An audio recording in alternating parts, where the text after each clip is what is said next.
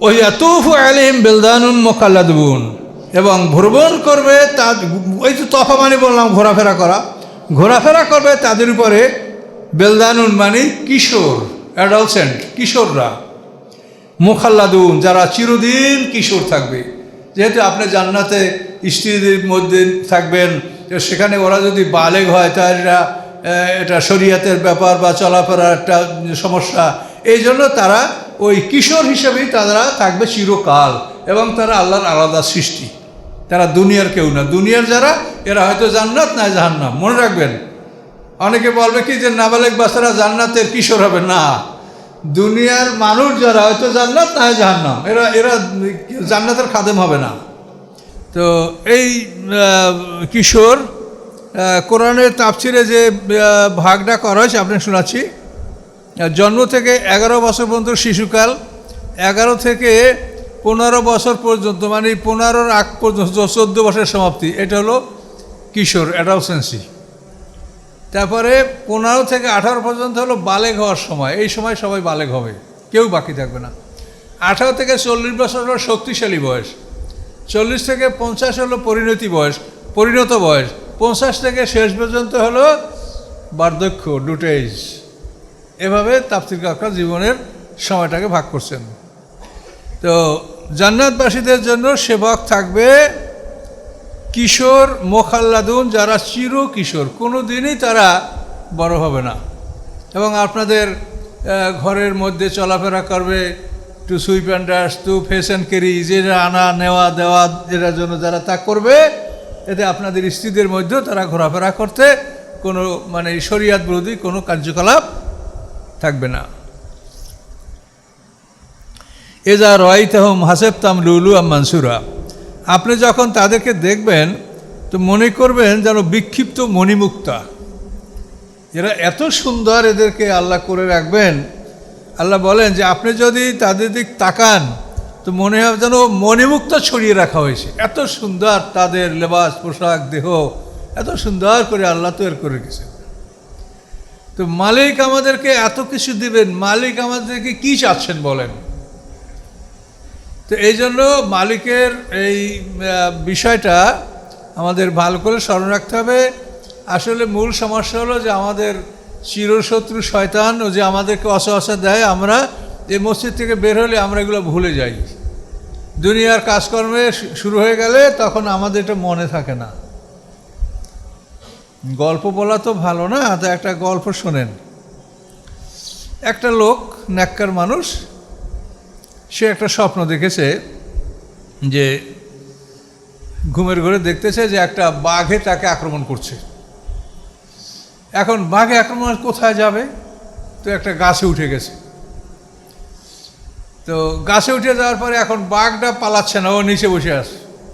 গাছে উঠে লোক আছে, ও বাঘ নিচে বসা।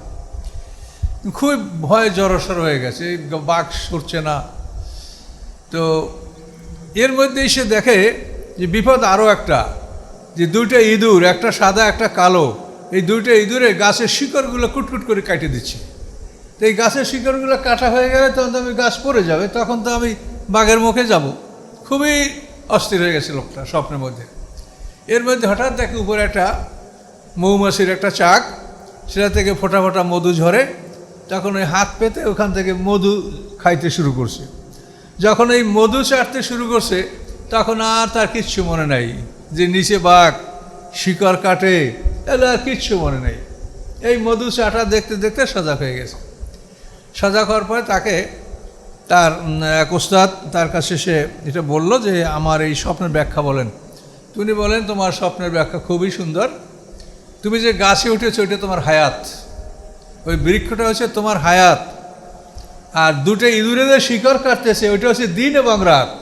দিন এবং রাত যায়, তোমার হায়াত কেটে যাচ্ছে। যত দিন রাত পার হয় তোমার হায়াত কেটে যাচ্ছে। ওইটা হলো তোমার দিন ও রাত, সাদা ইঁদুর কালা ইঁদুর। তুমি যে মধু চাটতে শুরু করলে এটা হলো দুনিয়া। এই দুনিয়ার দিকে যখন তুমি খেয়াল করবা তখন এই ভয়ভীতি তুমি সব ভুলে যাবা, কিছুই মন থাকবে না। এই মধু চাটা এটা দুনিয়া। তো এভাবেই একটা মানুষের জীবন কিন্তু আসলেই বাস্তব। কথা বলতে পারছেন? এই যে গল্প গুজব কখনোই আমি বলি না, আমার মনে অনেক সময় গল্প আসে ভেসে, কিন্তু আমি বলি না। কিন্তু কোনো কোনো গল্প তার মধ্যে বিশেষ উপদেশ থাকে। যেমন বলকের বাদশা ইব্রাহিম বিন আদহাম, ইনি কিন্তু একজন রাজা ছিলেন। পরে উনি আল্লাহর অলিদের দরবারে ওনার নাম লেখা হয়েছে, উনি বড় মস্ত আল্লাহর অলি ছিলেন। তো ওনার জীবন ইতিহাসে একটা কাহিনী শোনা যায়, আল্লাহই ভালো জানে, কাহিনী উপদেশ আছে, এই জন্য বলছি যে উনি একদিন ওনার সৈন্য সামন্ত নিয়ে শিকারে যাবেন, প্রস্তুত হয়েছে যে জঙ্গলে শিকার করতে যাবেন। তা ওনার সব কিছু ম্যানেজ করে গেছেন। ওনার বেডরুম যেটা, সেটা একটা দাসীর দায়িত্বে দিয়েছেন যে এই বেডরুমটা তুমি দেখবা। তো এখন দাসী চিন্তা করছে রাজা কাছে শিকারে আসবে তো সন্ধ্যার আগে না, তো আমি এই রাজার বিছনাটা একটু বসে দেখি কেমন লাগে। আমি তো এদিকে কোনোদিন বসি নেই, তো বসে দেখি খুব আরাম। এখন একটু শুয়ে দেখি কেমন লাগে, তো শুইছে, শুয়ে এখন ঘুমিয়ে পড়ছে। এমন ঘুমাইছে যে রাজা ফিরে আসে আর মধ্যে তার ঘুম ভাঙে নাই। এখন ইব্রাহিম বিন আদম, সে রাজা, আসে ওর দেখ ঘুম, তখন চাবুক, এই বেয়াদব, তুই আমার বিছনায় ঘুমাবার জন্য রেখে গেছি। তো পিটান খাইয়ে সজাগ হয়ে গেছে, দেখে যে রাজা আমার মনিব আমাকে মারছে। তখন ও খুব খিলখিল করে হাসতেছে, খুব হাসে। এখন রাজা কি পাগল হয়ে গেল নাকি, আমি এটা মারছি, এটা হাসে কেন? এবার মার পিটান বন্ধ করলো। বন্ধ করার পরে ও কাঁদতে শুরু করছে, অঝোরে কাঁদে। তাহলে কি হলো তোর যখন মারলাম তখন হাসলি, আর যখন মারা বন্ধ করলাম তো কাঁদছিস, ব্যাপারটা কি? কাজে এটা আপনার জন্যই আমি এটা করছি, আপনার জন্য আমার খুব মায়া। বলি কি, যে আপনি আমাকে মারছিলেন, তখন আমি আনন্দে হাসি যে আমি এই বিছনায় শোয়া, এটা আমার জন্য অপরাধ হয়েছে, কাজে এই অপরাধের শাস্তিটা আমার এখন হয়ে যাচ্ছে। কাজে এই জন্য আপনি পিটাচ্ছেন, আমি খুশিতে হাসি যে আমি যেমন অন্যায় করছি, এই অন্যায়ের বিচারটা হয়ে যাচ্ছে। এখন কাঁদো, যে আমি কাঁদি এই জন্য যে আমি এই বিছনাটা এক প্রহর ঘুমাইলাম, তাতে আমার এই পিটান। আপনি আজীবন এই বিছনায় ঘুমায় না, আপনার কত পিটান আছে। কথা বুঝতে পারছেন?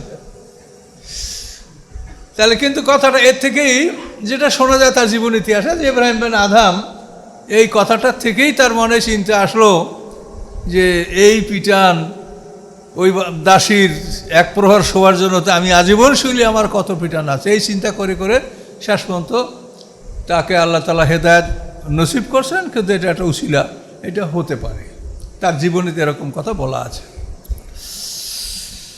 আলহামদুলিল্লাহ, আল্লাহ মাফ করুক।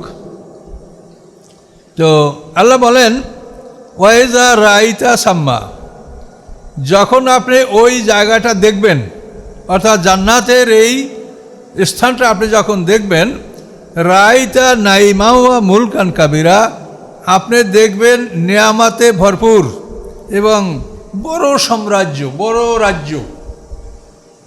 তাহলে বড় রাজ্য রাশিয়ার, তো ওরকম রাজ্য দেখবেন আপনি। তো এরকম রাজ্য যদি আল্লাহ দেন তো অসুবিধা কোথায়? এই যে মহাজগতের মহাসৃষ্টি যেটা আপনি চোখে দেখছেন, এইটিকে অনুমান করতে পারেন যে কত বড়? অনুমান করার ক্ষমতা আমাদের নাই। বিজ্ঞানীরা বলেন যে তারকাগুলি সবচাইতে মানে নিয়ারার ডিস্টেন্স যেটা, সেটা হলো 6-এর পিঠে 12 শূন্য মাইল।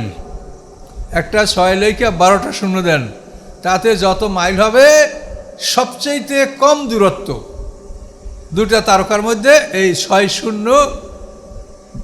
6-এর পিঠে 12 শূন্য মাইল। তো এতখানি ব্যবধানে আমরা দেখি যেন মিলিয়ে আছে মাছের চোখের মতো। তাহলে এই জগৎ কত বড়, এই ইউনিভার্স, এই আল্লাহর বিশ্ব সৌর জগৎ, এটা কত বড় তাহলে? তো এগুলি চিন্তা করলে আমাদেরকে আল্লাহ বলছেন, আমরা পৃথিবীতে কটা মানুষ, আমাদেরকে রাশিয়ার মতো এক একটা রাজত্ব এক একজনকে দিলে তাতে আল্লাহর জমিনের কতটুক যাবে? কিছুই যাবে না। তা আল্লাহ কোরআনে যা বলেন এ সত্য কথা। Abel হাক্কে আনজালনাহু Abel হাক্কে নাজাল। আল্লাহ বলেন সত্য সহকারে আমি কোরআন নাজিল করেছি, সত্য সহকারে তার নাজেল হয়েছে। এর অর্থ হলো যে আমি সত্য সহকারে এই কোরআন জিবরিল আমিনের মাধ্যমে আমি পাঠাইছি এবং সে সত্য সহকারে মুহাম্মদ সাল্লাল্লাহু আলাইহি ওয়াসাল্লামকে পৌঁছিয়ে দিয়েছে। এই কথাটা আল্লাহ এভাবে বলেন, আবেল হাক্কে আনজালনাহু আবেল হাক্কে নাজাল। আমি সত্য সহকারে কোরআন নাজেল করেছি এবং সত্য সহকারে এই কোরআন নাজেল হয়েছে। এই কোরআনের মধ্যে কোনো সন্দেহ নাই। আর আমরা হাদিসের কথা বলতে গেলেই তো সন্ধ্যা দুপুরে বললাম যে জাহান্নামের শ্বাস করার কারণে পৃথিবীতে গরম হয়ে যায়, তাহলে সারা পৃথিবী তো একসঙ্গে গরম হয় না, তাহলে এটা আপনি কি করে বলবেন? দোজকে জামহারির আছে, তার শ্বাসে পৃথিবী ঠান্ডা হয়ে যায়, তো সমগ্র পৃথিবী তো একসময় ঠান্ডা হয় না, তা আপনার কথাটা কীভাবে যুক্তিসঙ্গত হলো? তারপরে আপনি আরও যদি চিন্তা করেন তাহলে আপনি দেখবেন জান্নাত জাহান্নাম আছে, কিন্তু সেটা তো স্টার্ট করা হয়নি। স্টার্ট করবে এখন, সেখানে কোনো আসামি নেই, তো খালি স্টার্ট করিয়ে এটা রাখবে আল্লাহ? বিচারের পরে জান্নাত জাহান্নাম স্টার্ট হবে, কিন্তু এটার জন্য সব প্রস্তুত রাখা হয়েছে, মানে কোনখানে কি লাগবে সব রেডি। যখন মেহমান যাবে সুইচ দিলেই সব প্রস্তুত রাখা হয়েছে জান্নাত জাহান্নাম, কিন্তু সেটা স্টার্ট করা হয়নি। স্টার্ট না করা হলে তাকে তেলও দিতে হয় না, জ্বালানিও দিতে হয় না। এখন আল্লাহ বলছেন জাহান্নামের জ্বালানি হবে অকুদুহান নাসু আল হিজারা, জাহান্নামের জ্বালানি হলো মানুষ এবং পাথর। তো এখন তো এই যে মানুষ জাহান্নামের জ্বালানি হবে, সে কাঠ তো এখনো ভিজা, মানে তাজা সবুজ, সে কাঠ তো এখনো শুকায় নেই। মানে এই কাফেররা মরবে, বিচারে তারা দণ্ডিত হবে, তারপর এগো দিয়া জাহান্নামেরা ফুয়েল হবে, জাহান্নামের জ্বালানি হবে। কাজে জাহান্নামের জ্বালানিও এখনো প্রস্তুত হয়নি, কাজেই জাহান্নাম স্টার্ট হয় না। স্টার্ট না হলে সে শ্বাস করলো কেমন করিয়া, এবং তার সাথে পৃথিবী গরম হলো কেমন করে বলেন? তো এই জন্যই হাদিসের কথাগুলো এগুলিতে আমাদেরকে বিধর্মীরা কাবু করে ফেলবে। এদের একটা কথারও আপনি জবাব দিতে পারবেন না, আপনারা তো অলিক কথা বলছেন সব, কিন্তু কোরআনের ধারে কাছে ওরা আসবে না। ওরা জানে যে এইখানে দাঁত বসানো যায় না, কিন্তু আমরা হাদিস এগুলো কিছু না। আপনি দেখেন, এটা বুখারী শরীফের হাদিস, এটা যে জাহান্নামে শ্বাসের কারণে পৃথিবী, আগুনের অংশের শ্বাসের কারণে পৃথিবীতে তাপ সৃষ্টি গরম হয়, আর শীতের অংশের শ্বাসের কারণে পৃথিবীতে ঠান্ডা আসে। কই, এটা আপনি প্রমাণ তো করতে পারবেন না। এটা তো সূর্যের কারণে হয়। সূর্য পৃথিবীর যে মাঝখানে, যেটা কি বিষুব রেখা বলে নাকি, তো এটার উপর মাঝখান দিয়ে তো সূর্য যায়, তখন দুই সাইডে তার তাপটা কম লাগে, এই জন্য দুই মেরু তো ঠান্ডা। এটা তো চোখেই দেখতে পাচ্ছেন, উত্তর মেরুও বরফ, দক্ষিণ মেরুও বরফ। তাহলে এটা তো সূর্যের কারণে হয়। পৃথিবী যে গরম ঠান্ডা, এটা হচ্ছে সূর্যের কারণে হয়। যেটাকে যদি বলেন জাহান্নামে শ্বাস করছে, তাহলে এটা তো একটা কাল্পনিক কথা হয়ে গেল। কাজে এই জন্য হাদিস বলার মানেই হলো বিপদ। এই জন্য আমরা চেষ্টা করি যে যেখানে জরুরি সেখানেই বলবো, তাছাড়া যাই বলবো আটকে যাব, যাই বলবো আমরা ধরা পড়ে যাব।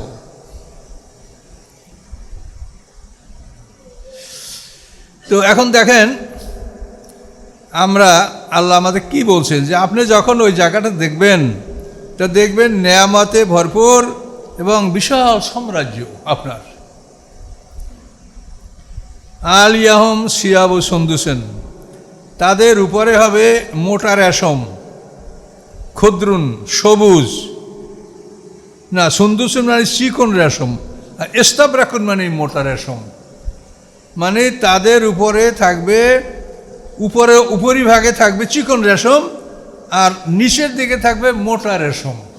নিচে মনে করেন বালিশের আপনার দুইটা কভার থাকে না, তো যেটা নিচের এটা হবে মোটা রেশমের, আর উপরেরটা চিকন রেশমের, এটা বলা হয়েছে। আবার কোনো তাফসীরকার বলেছেন যে রেশম কোনোটাই মোটা হবে না, তবে যেটাকে মোটা বলা হয়েছে সেটার উপরে মানে বুটিক করা থাকবে, সেটার উপরে কারুকার্য করা থাকবে। এই কারুকার্য করার কারণে ওটা কিছুটা মোটা হবে। যেন আপনার একটা শাড়ি বা একটা চাদরে যদি কারুকার্য করা হয়, তো সেই জায়গাটা মোটা হয় না। তো বলছে রেশম উভয়টাই চিকন রেশম থাকবে, কিন্তু একটাই কারুকার্য করা থাকবে আর একটা প্লেন থাকবে। যেটা কারুকার্য করা থাকবে ওইটাকে ইস্তাবরাক বলা হয়েছে, মোটা রেশম। হুল্লু আসাবেরামেম ফেদ্দা, এবং তাদেরকে পরানো হবে কাকন, চুড়ি, চাঁদির চুড়ি পরানো হবে। ও সাকাহুম রব্বুম শরাবান তহুরা, এবং পান করাবেন তাদেরকে তাদের রব পবিত্র শরাব। শরাব হলো মানে মাদক জাতীয় খাবারকে সাধারণত শরাব বলা হয়, কিন্তু তাহুরা বলা হয়েছে এই শরাবটা পবিত্র। পৃথিবীতে যত শরাব এগুলি অত্যন্ত দুর্গন্ধময়। আমরা অনেক সময় বড় বড় হোটেলে মেহমান যদি আমাদেরকে রাখে, তাহলে আমরা সেই সমস্ত হোটেলে আমি থাকতে পারি না। আমার একটা নিজের জীবনে পরীক্ষিত। আমি বরিশালে মাহফিলে গেছি, তারা একটা উন্নত মানের হোটেলে আমাকে রেখেছে, কিন্তু আমি সেখানে থাকতে পারছি না। এত সুন্দর ঝকঝকে পরিষ্কার, কিন্তু তার মধ্যে থেকে কি যে একটা গন্ধ আসে, এটা হলো ওই শরাবখোর মানুষের ওখানে থেকেছে। কাজেই যারা মদ খায় তাদের যে রুম, তাদের বাথরুম, তাদের টয়লেট, আপনি মরে যাবেন, আপনি ব্যবহার করতে পারবেন না। হয়তো আপনাদের ভাগ্যে এরকম দুর্ঘটনা ঘটে নাই, বোঝেন না, কিন্তু মারাত্মক মারাত্মক গন্ধ। তার কারণ এই যে মাদক দ্রব্য যে তৈরি হয়, এটা যে কোনো বস্তু পচানোর মাধ্যমেই এটা হয়। এটা না পচাইলে মাদক তৈরি হয় না, যার জন্য এটি গন্ধটা এটা থাকে। খুবই সুন্দর, মানে এখন দেখবেন যে খুব ভালো লাগে, খাইতে ভালো, কিন্তু এর পরবর্তীতে ওর থেকে এমন গন্ধ সৃষ্টি হবে যেটা আপনি সহ্য করতে পারবেন না।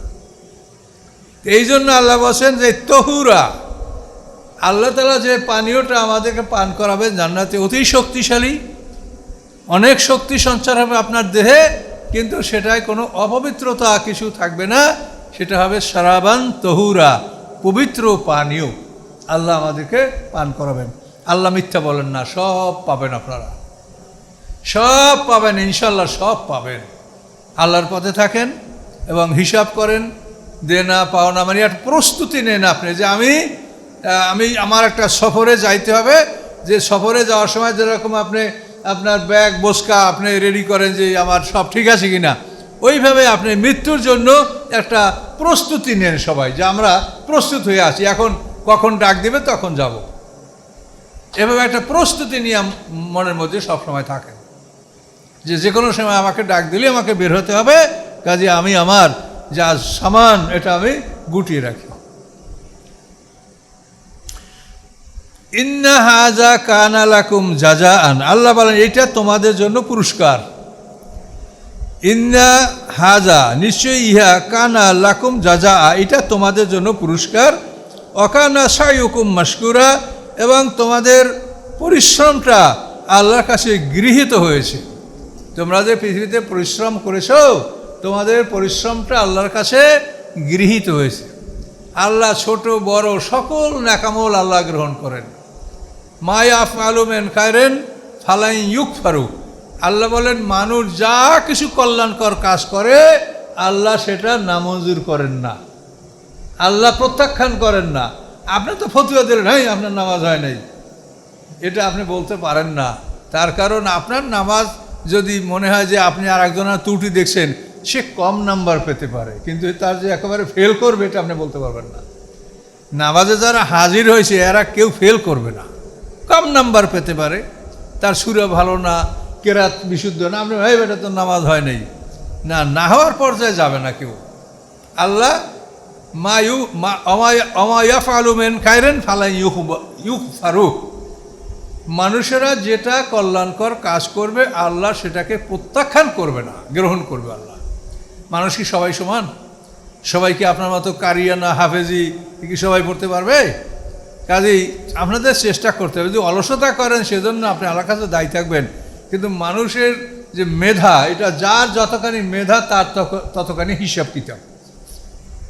পাগলের কোনো হিসাবই নাই। দেখেন পাগল দুনিয়াতে কত কষ্ট করে এই শীতের রাস্তার উপরে পাগলের রাত কাটবে, কিন্তু দেখেন পাগল কিন্তু আপনার আমার সাথে ভালো, আর কোনো হিসাব নাই, আর ওপর শরিয়ত নাই, তো হিসাবও নাই, পাগল ভালো। তো আল্লাহ বলেন অকানা সাইয়ুকুম মাশকুরা, এবং তোমাদের যে পরিশ্রমটা এটা গৃহীত হয়েছে। কারো পরিশ্রমকে আল্লাহ তাআলা প্রত্যাখ্যান করেন না, ফিরিয়ে দেন নাই আল্লাহ কাউকে।